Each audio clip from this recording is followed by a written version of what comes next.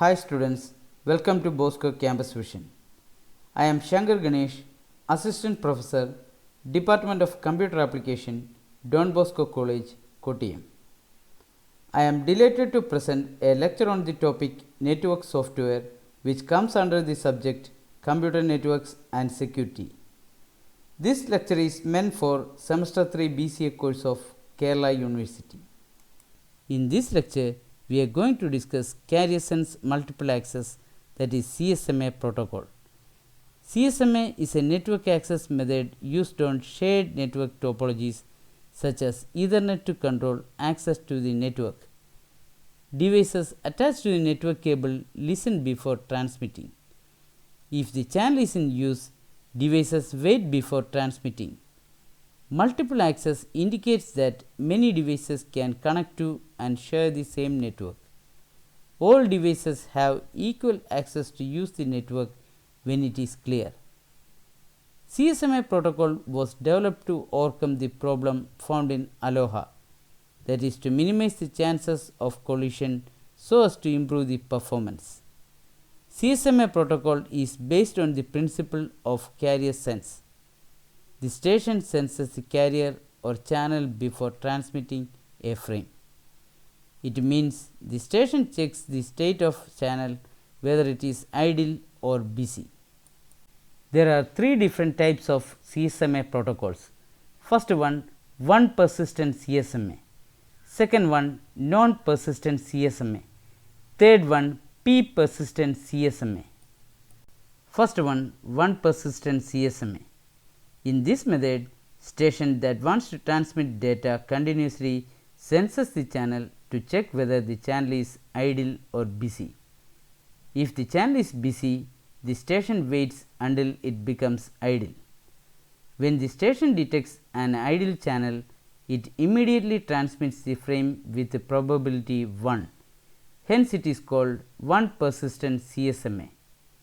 This method has the highest chance of collision because two or more stations may find channel to be idle at the same time and transmit their frames. When the collision occurs, the stations wait a random amount of time and start all over again. Advantages and disadvantages of one persistent CSMA. Advantages: due to carrier sense property, one persistent CSMA gives better performance than the Aloha systems. Disadvantages: propagation delay. The propagation delay time greatly affects this protocol. Even if propagation delay time is 0, collision will still occur.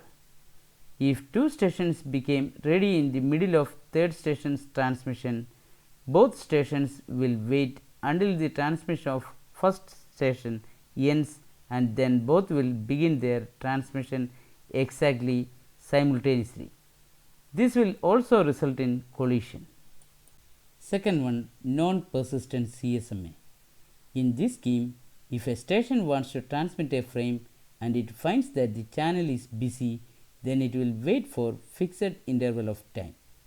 After this time, it again checks the status of the channel, and if the channel is free, it will transmit. A station that has a frame to send senses the channel. If the channel is idle, it sends immediately. If the channel is busy, it waits a random amount of time and then senses the channel again. In non-persistent CSMA, the station does not continuously sense the channel for the purpose of capturing when it detects the end of previous transmission. Advantages and disadvantages of non-persistent CSMA. Advantages: it reduces the chance of collision because the stations wait a random amount of time. It is unlikely that two or more stations will wait for same amount of time and will retransmit at the same time.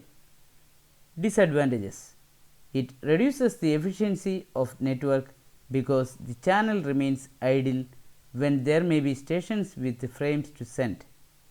This is due to the fact that the stations wait a random amount of time after the collision, and it leads to longer delays than one persistent CSMA. Third one, P persistent CSMA. It is used for slotted channels. When a station becomes ready to send, it senses the channel. In this method, after the station finds the line idle, it may or may not send. If a station senses an idle channel, it transmits with a probability p and refrains from sending by probability 1 minus p. Advantage of P persistent: it reduces the chance of collision and improves the efficiency of the network. In this lecture, we have discussed different types of CSMA protocols. Hope all of you have understood the lecture. Thank you.